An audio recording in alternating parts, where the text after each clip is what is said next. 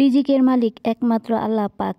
কার রিজিক কোথায় আছে একমাত্র আল্লাহ পাক ভালো জানেন। আসসালামু আলাইকুম, কি অবস্থা সবার? আশা করি ভালো আছেন, আল্লাহর রহমতে আমিও ভালো আছি। তাই তো প্রতিদিনের মতো রান্নাবান্নার ভিডিও আর কি শেয়ার দিই, তো সেটাই শেয়ার করবো আপনাদের সাথে। কি রান্না করলাম, কি আর কি খেলাম। তো যাই হোক, মেহমান এসেছিল আর 2-3 দিন আগে, এটা ওই দিনের আর কি ভিডিও।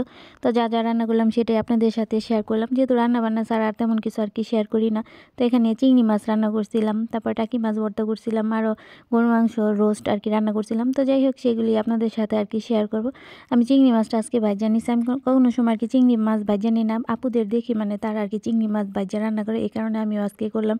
তো সবটা আর কি দেখানো তো আর সম্ভব না, এই কারণে আমিও আর দেখাইতে পারলাম না। তো যাই হোক, এখানে গরুর মাংস এক চুলায় বসাই দিছিলাম।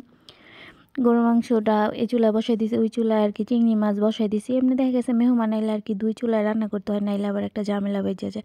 তো এই তো আমাদের রান্না বান্না চলতেছে, কেমন জানি আর কি মাঝে মাঝে ক্যামেরা গরমের কেমন জানি হয়ে যায়। তো এখানে আমি এই মাছটা টাকি মাছ ভাজলাম, চিংড়ি মাছ হয়ে গেছে।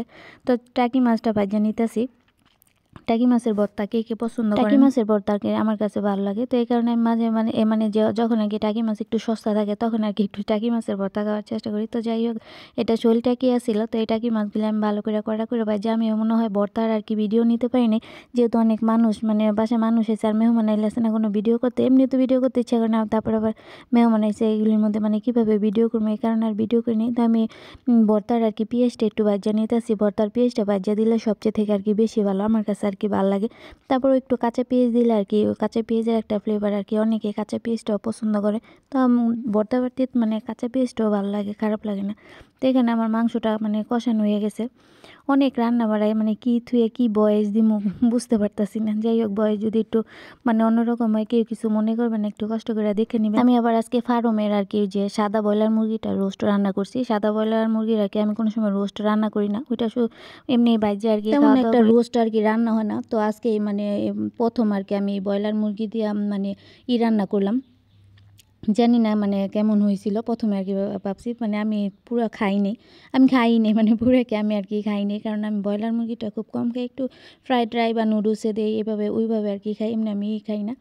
তো এই তো আমাদের রান্না বান্না মানে একটার পর ওইটার পরে আবার বসাই দিছি। তো এই তো মুরগিটা মানে ভালো করে হালকা ভাজা দিয়ে ভালো করে কষাই নিছি। এত করার আর কি সময় ছিল না, দেখানোর আর কি মনেই নেই ভিডিও করার, এরকম একটা অবস্থা। তো আমি আছে না কোনো সময় আর কি, আমি তো সরষার তেল খাইতে সরিষার তেল দিয়ে আর কি পোলাও যে রান্না করলে পুরোই সরিষার তেলের গ্রান খায়, আমার এর ধারণাও আসছিল না, আর কি খেয়াল নেই। তো যাই হোক, আমি সরিষার তেল দিয়ে আর কি রান্না করছি।